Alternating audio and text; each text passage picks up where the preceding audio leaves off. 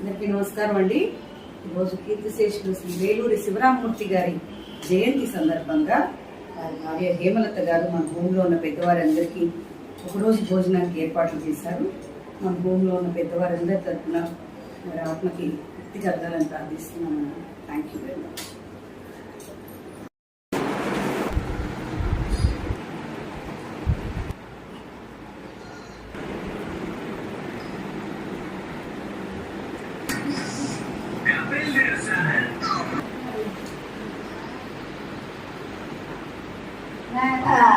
ఈరోజే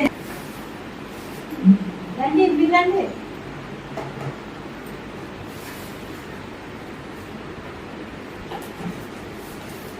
పెట్టినా